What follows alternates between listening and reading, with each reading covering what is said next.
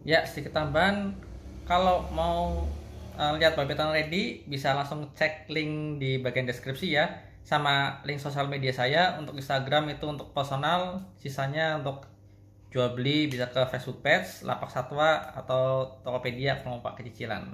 Yo, ciao. Hai Babetan Lover, saya Feldi. Eh, Sebelum mulai saya ingin menyampaikan kalau mungkin video ini nggak ada intro, nggak ada outro atau apa segala macam ya. Jadi karena Vega saya sedang bermasalah, jadi saya nggak bisa edit, otomatis ya saya upload apa adanya gitu ya. Sama saya nggak bisa edit, mungkin memberikan contoh gambar apa segala macam karena HP juga nggak terlalu mendukung. Jadi apa ya, terlalu lama lah buat renderingnya, jadi mending saya apa adanya. Sekarang karena mulut saya sedang gatal ingin memberikan suatu informasi, akhirnya saya bikin video ini. Oke. Baik. Topik ini yaitu kenapa sih saya maksudnya saya mulai beralih ke arah mengganti mangsa dengan African Software. Jadi yang memfollow Instagram saya sempat memberikan beberapa Insta story tentang African Software yang saya breed, basic sepintas, cuma lumayan ada isinya gitu ya.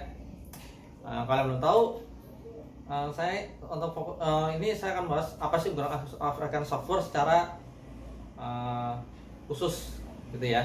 Yang pertama, African Software itu adalah mangsa utama dari Barbiton. Jadi African Software ini di Afrika sana, beberapa bagian Afrika sana itu emang menjadi makanan utama dari si Barbiton ini gitu. Dan karena ini makanan utama, otomatis si Barbiton juga lebih maksimal dalam pencernaan maupun penyerapan nutrisinya dibandingkan dengan rat secara rat biasa atau common rat atau rat biasa, atau istilahnya sebenarnya Norwegian rat gitu ya. Nah, tapi yang unik dari African Software ini adalah ukurannya itu tidak beda jauh dari mencit gitu. Jadi sedikit di atas mencit, tapi nggak sampai sebesar ukuran red, apalagi red medium. Itu red medium masih lebih besar dibandingkan African Software. Nah, mungkin ada pertanyaan, wah berarti kalau misalkan nggak sebesar red, nggak sebesar red biasa, bagaimana si Barbiton otomatis nutrisinya juga kurang gitu ya. Padahal nyatanya tidak, karena si African Software ini nutrisinya jauh lebih padat dibandingkan red biasa. Jadi sebagai gambaran, red African Software ini itu berat untuk pakan Barbiton dewasa itu kurang lebih 50 sampai 60 gram. Itu udah paling besar ya. Nah, sedangkan untuk medium red itu beratnya sekitar 140 sampai 160 gram. Jadi bisa bilang selisih berat itu hampir 2 kalinya. Tapi dari beberapa channel YouTube dan artikel yang saya baca, dengan pemberian makan 1 minggu 1 kali, itu postur si Barbiton ini justru lebih padat dengan saat menggunakan African Software. Inilah kenapa yang membuat saya akhirnya nekat atau memberikan diri untuk ternak African Software sendiri gitu. Lalu yang kedua, yang langsung saya rasakan itu kotorannya nggak bau, dan beberapa orang yang memberikan African Software sebagai mangsa utamanya juga setuju dengan hal ini, dimana bau kotoran si Barbiton itu tidak terlalu menyengat. Tambah lagi, kotoran si African Software sendiri ini juga ya jauh di bawah red lah kotorannya. Jadi buat kalian yang nggak mau miara red atau miara makannya karena takut bau apa segala macam, mending langsung ternak African Software. Jamin itu bau bisa teratasi lah. Lalu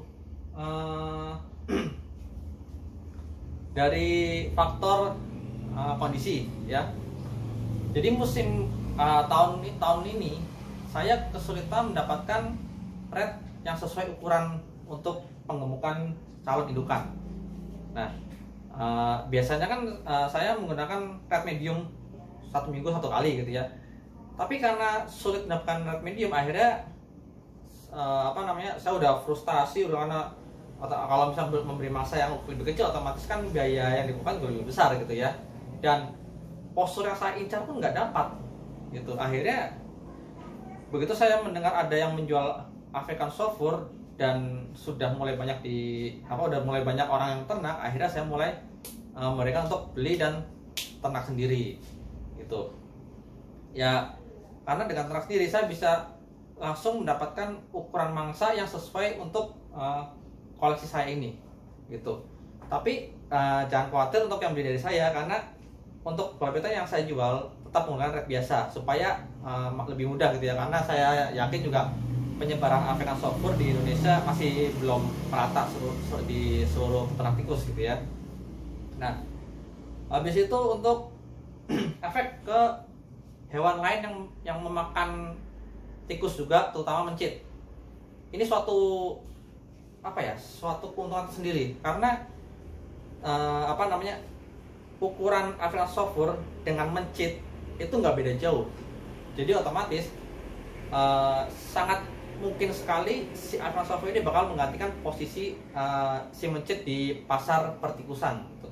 Apalagi tanpa nutrisi yang dibawa juga jauh lebih lebih padat lah ibaratkan lah, dan nggak sebau mencit, jauh sekali kalau kan.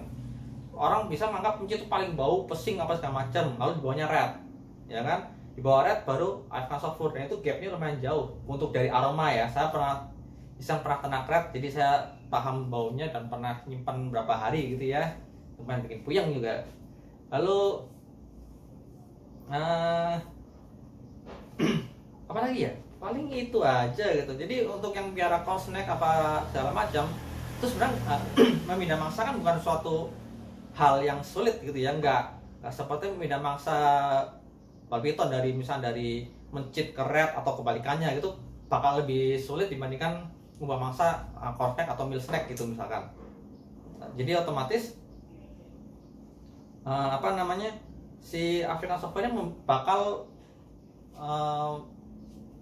naik daun mungkin sekitar 3 tahun dari sekarang, udah mulai banyak penyebarannya gitu. Untuk koleksi sendiri saya baru beberapa ekor yang saya kasih African Soft Fur. Ini yang terutama yang baru keluar ya, yang udah makan baru 2 sudah mulai menerima, sama 1 Arroyo Lavender saya. Tapi karena baru, saya belum berani memberikan efek secara langsung. Jadi apa yang saya sampaikan di video ini itu masih sebatas dari channel YouTube luar maupun dari artikel yang saya baca. Tapi untuk sebagian besar patokan untuk channel YouTube tentang African Soft Fur itu dari channel YouTube Balls to You. Jadi channelnya Gavin dari ya itulah, Balls to You di Inggris gitu ya. Jadi untuk ini di Indonesia masih sedikit, dan benar-benar orang yang melihara reptil itu yang langsung ambil resiko ternak African Soft Fur. Dan mungkin faktor lainnya juga karena saya beli sendiri, saya lebih paham apa yang si African Soft Fur ini makan. Karena nggak bisa dipungkiri apa yang dimakan oleh si tikus ini itu bakal berpengaruh ke badan barbiton yang saya pelihara, apalagi yang ingin saya jual. Otomatis posturnya pasti kelihatan banget gitu kan. Tambah lagi makannya nggak sembarangan seperti ngasih makan sisa atau segala macem, karena kalau dengan proteinnya kurang bakal langsung kanibalisme. Memang sesadis itu African Soft Fur sebenarnya. Lalu mungkin kalau ada pertanyaan kenapa nggak semua breeder luar menyarankan African Soft Fur sebagai mangsa utama gitu ya? Jawabannya simpel, karena untuk di Amerika, beberapa negara bagian Amerika dan mungkin di Eropa, African Soft Fur itu merupakan hewan yang dilarang. Kenapa dilarang? Karena penyebarannya yang sangat cepat sekali, sehingga ditakutkan menjadi suatu hama gitu, karena predator alaminya agak susah gitu. Mungkin secara reproduksi mereka bakal setara atau sejajar umurnya dengan reproduksi red. Jadi 3 bulan baru bisa beranak gitu ya. Tapi secara jumlah anak yang dihasilkan itu satu betina itu bisa sampai 7 sampai 12 ekor. Bahkan rekor saya itu 21 ekor pinkish untuk satu betina yang dilahirkan oleh satu betina. Itu banyak sekali. Dan beberapa channel YouTube luar yang kecil-kecil tapi sudah breed African Short Fur juga mengatakan African Short Fur ini kalau misalkan sudah di breed dia akan beranaknya itu seperti non-stop, jadi bakal nggak habis-habis gitu. Jadi emang banyak banget keunggulannya si African Short Fur ini, terutama untuk ball python, dan nggak dipungkiri juga bakal berefek juga ke reptil lain yang makan tikus kecil seperti mencit gitu ya. Tapi efek negatifnya sejauh ini cuman 2, yaitu jangan kurang asupan protein 1, dan yang kedua jangan sampai kepisah, karena kemungkinan dia buat kanibalisme itu besar. Ditambah lagi kalau misalkan karena nggak bisa dipisah, otomatis kemungkinan buat overpopulasi itu juga lebih besar kemungkinannya dibandingkan dengan red yang satu jantan bisa dioper ke kandang betina 1, kandang betina 2, dan seterusnya gitu ya. Jadi itu untuk topik saat ini. Mungkin topik berikutnya saya akan bahas African Short Fur lagi ya kata ini aja. Cuman untuk sementara editannya bukan editan, maksudnya videonya seperti dulu seadanya, nggak pakai terlalu berat. Ini juga masih pakai smartphone jadul S9 Plus. Ya sekian aja, sampai jumpa di video berikutnya. Ciao.